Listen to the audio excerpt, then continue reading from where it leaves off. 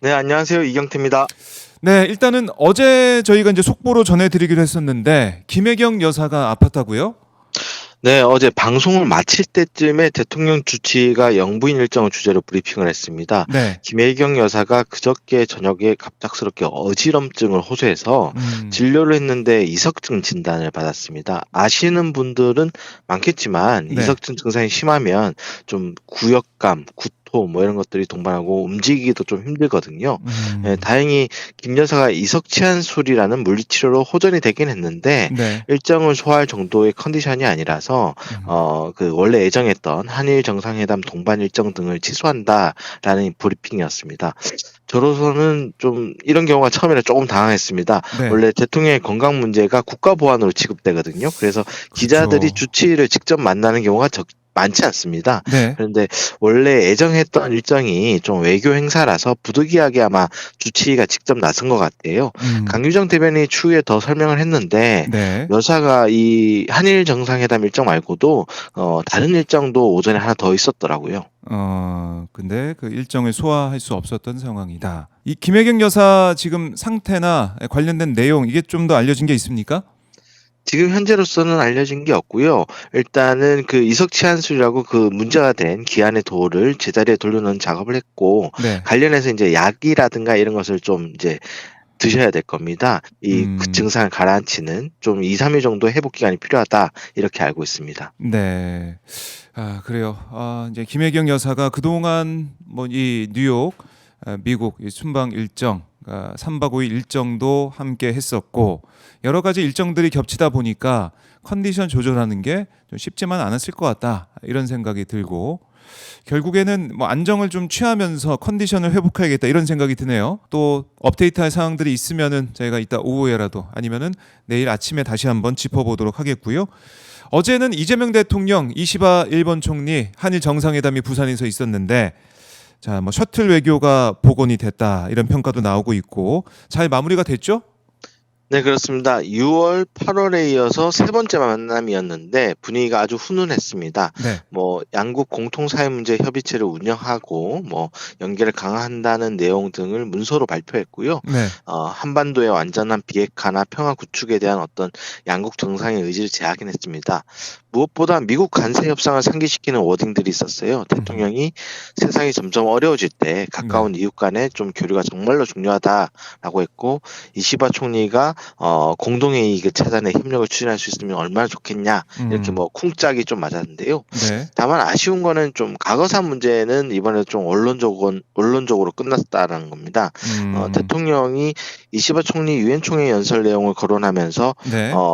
똑같은 과거를 직시하고 밝은 미래로 가자. 는 내 생각과 같다라고 했는데 어. 이시바 총리가 감사하다라고 답하는 정도였어요. 참고로 정상회담 장소 인근에서는 일본의 과거사 사죄, 배상 등을 요구하는 시민단체의 1인 시위도 열리던 상황이었어요. 음. 그래요. 이제 과거사 부분에 있어서 좀 아쉬운 부분들이 있다. 이거는 계속해서 지적이 좀 나왔던 부분이기도 한데, 그러니까 이시바 총리가 일본 취재진에게는 역사 문제에 대한 언급을 또 했더라고요. 이건 어떤 내용입니까? 네, 뭐 이시바 총리가 정상회담 후에 따로 일본 취재진에게 브리핑을 했는데 음.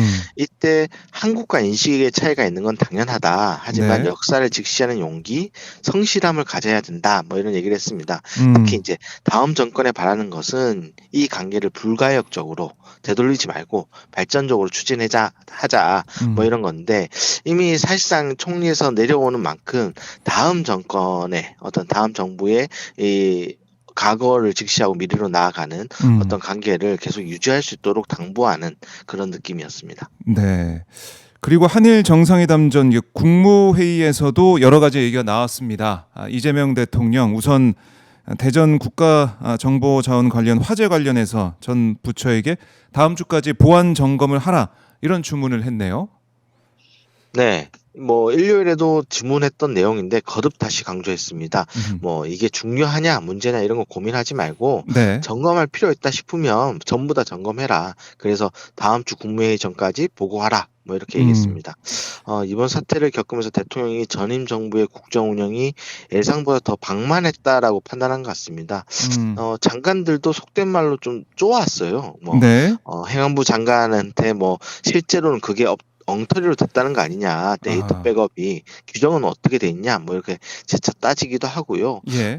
복구와 동시에 이중화 조치에 나서라. 뭐 필요하면 국회랑 협의해가지고 증액하거나 예산을 신설을 음, 하거나 그것도 안 되면 ABB라도 써라. 뭐 이런 얘기를 했고요.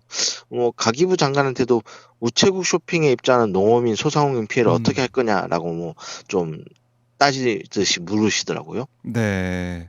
그러니까 어제 보면은 그러니까 그동안 전 정부는 마찬가지고 제대로 되지 않았던 이런 부분들을 지적을 하면서 이걸 정상화 시켜야 된다 이런 의지를 또 느낄 수가 있었어요. 그래서 전 정부에서 제대로 안 된 것들 뭐 전 정부 비판을 하는 건 하겠지만 이재명 정부에서 그걸 바로 잡는다. 이런 취지가 좀 많이 읽히는 여러 가지 내용이 나왔습니다. 그렇죠? 네, 그렇습니다. 뭐 좀 주목해서 보셔야 될 거는 어제 네. 국무회의에서 이 정부 조직 개편안을 철회했다는 점입니다. 음. 물론 이제 시행 시가 유예된 것들도 있지만 네. 이제 이재명 정부의 밑그림이 완성된 것이거든요.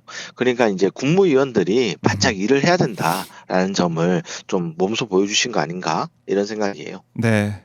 그래요. 이재명 대통령이 앞장서서 맨 앞에 선두에 서서 이제 이끌고 있다 이런 생각도 좀 들었습니다. 그리고 어제 눈에 띄는 부분이 바로 검찰 항소 상고 제한 개선 뭐 이것도 주문을 했는데 이건 어떤 배경으로 볼 수 있을까요? 일단 뭐 대통령께서 검사들이 되도 않는 거 기소해서 네. 무죄 받고 나면은 책임 피하려고 항소하는 거 아니냐. 그러니까 음. 국민들이 무슨 돈 써가면서 생고생하는 거 아니냐. 뭐 이렇게 좀 따졌습니다. 네.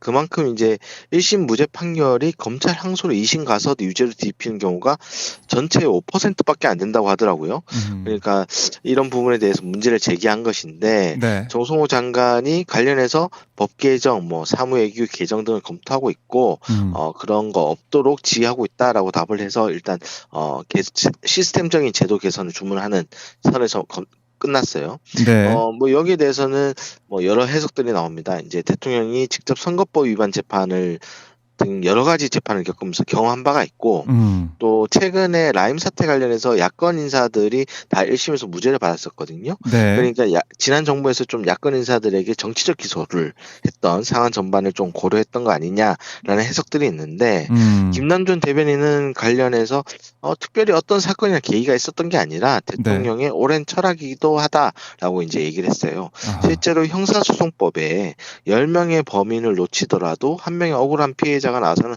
안 된다라고 하는 부분 법원 측을 굉장히 강조했거든요. 음흠. 그래서 이런 부분들은 좀 주목해서 볼 필요가 있는 것 같고 네. 특히 뭐 1년 뒤에 유예가 되긴 했지만 이제 검찰청이 폐지가 되는 거 아니겠습니까?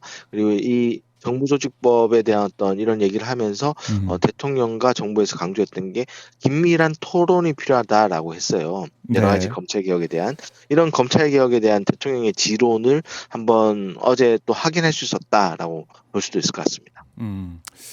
그러니까 이재명 대통령이 누구보다 다 몸소 겪어봤던 그런 상황이기도 하고 겪어보니 이제 일반 우리 이제 국민들이 이런 것들을 계속 겪어 나가고 어떻게 보면은 검찰의 뭐 항소, 상고 이런 것까지 이어지게 되면서 고통을 많이 받고 있는 것들을 체감하고 있기 때문에 거기에 대한 제도 개선. 검사들 입장에서는 그런 얘기도 많이 나오지 않았습니까? 뭐 윤석열 얘기도 있었지만은 기소만 하면 뭐 되는 식으로 재판 결과 뭐 이게 어떻게 되는지는 상관하지 않고 기소하고 항소하고 상고하고 뭐 괴롭히는 식으로 가는 그런 어떻게 보면 검찰 문화가 있었던 게 아니냐 이런 의심을 다들 하고 있는 거 아니겠습니까? 그래서 거기에 대한 네. 제도적인 개선, 시스템 개선 이게 필요하다 이게 지적했다고 볼 수가 있겠네요. 그러니까 검찰 개혁, 정부조직법 개정안 통과 맞물려서 이재명 대통령이 따끔하게 지적을 한 그런 상황 눈여겨봐야 될 것 같습니다. 그리고 추석 전 물가 동향 점검 대책 관련된 토의도 어제 뭐 꽤 길게 진행이 됐습니다. 네, 그렇습니다. 뭐 이것도 어떻게 보면 전임 정부가 제대로 국정을 돌봤냐라는 네. 대통령의 인식이 있었다라고 보이는데요. 음. 어제 한국은행에서 나온 한국은행에서 네. 식료품 물가가 OECD 국가 평균의 1.5배 이상 높다라고 이제 보고를 했는데 음. 대통령이 이해가 되지 않는다 뭐 이런 얘기를 했습니다. 특히 2022년 12월 지나고 2023년부터 네. 누적 물가 상승률이 엄청나게 올라갔다 해요. 음. 예, 딱 윤석열 정부 때잖아요. 그렇죠. 이런 부분에 대해서 정부가 너무 느슨하게 시장을 풀어줬기 때문에 물가가 올라간 거 아니냐라고 지적을 했습니다. 네. 알겠습니다. 그리고 어제 국무회의 분위기를 보면 지금 저희가 어제 영상을 보여드리고 있는데 전반적으로 이재명 대통령의 표정도 좀 그렇고 분위기가 좀 얼어붙었다 이런 느낌도 드는데 이재명 대통령의 국무위원들을 상당히 독려하는 분위기였어요. 네, 맞습니다. 앞서도 잠깐 얘기했는데 이 관세 협상 문제부터 해서 이번 그 국정자원 화재 사건까지 여러모로 정부가 바짝 긴장해야 될 시기인 것 같습니다. 게다가 네. 취임 후 100일도 지났고요. 말씀드린 대로 정부 조직 개편도 어제 국무회의를 통해서 의결했습니다. 이 부분에 대해서 어떤 국무위원들이 바짝 일을 해야 되는 시기다. 이제는 네. 최대한 잘해야 된다라는 어떤 긴장성 있는 이야기들이 많았어요.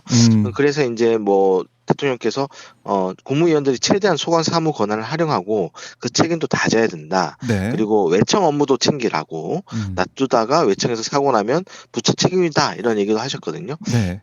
저는 이게 검찰청 폐지 후에 중수청하고 공소청을 행안부랑 법무부 산하에 신설하기로 했는데 그에 대해 좀 제대로 고민하라는 해라라는 네. 메시지로도 읽혔어요. 다만 다 무조건 지지층만 있었던 건 아닙니다. 예를 들어서 오유경 식약처장 같은 경우에 이번 사태로 국민신문고가 중단돼서 따로 토요일에 직원들이 밤을 새서 식의약 국민신문고를 만들었다 뭐 이렇게 보고를 했거든요. 네. 대통령이 훌륭한 처장이 있어서 직원들이 열심히 일하는 것 같다라고 칭찬을 했고요. 법제처장이 그 농수산물 물가에 대한 얘기를 하면서 자신의 의견을 굉장히 전문적으로 표현하시더라고요. 그럴 때 어떻게 법제처장이 그런 얘기를 하냐라고 하니까 제가 가락시장에 좀 근처에 오래 살았다 뭐 이런 얘기를 해서 좀 웃음이 터지는 그런 상황들도 있었습니다. 이게 국무회의를 보면서 우리 국정이 어떻게 흘러가는지 이걸 좀 알 수 있기 때문에 우리 국민들께서 국무회의도 주목을 하고 있는데 어쨌든 더 긴장을 하고 또 국민들의 삶을 위해서 또 여러 가지 개혁을 위해서 더 매진하자 독려하는 분위기였다 이렇게 정리를 해볼 수가 있겠습니다. 오늘 이재명 대통령 일정은 어떻습니까? 네, 오늘 국군의 날이지 않습니까? 네. 역대 대통령들이 그랬듯이 아마 메시지가 나올 것 같아요. 한번 메시지를 주목해서 보실 필요가 있을 것 같고요. 네. 그리고 오후 늦게 이제 이 대통령이 샘 알트만 오픈 AI CEO를 만납니다. 그동안 이재명 대통령이 AI에 대해서 굉장히 그렇네요. 강조한 바가 있는데요. 네. 오늘의 만남이 어떤 의미가 있을지 또 우리나라에 어떤 도움이 될지 또 한번 볼 수 있을 것 같습니다. 알겠습니다. 오늘 일정 주목을 해보죠. 이 기자 말씀 잘 들었습니다. 감사합니다. 네.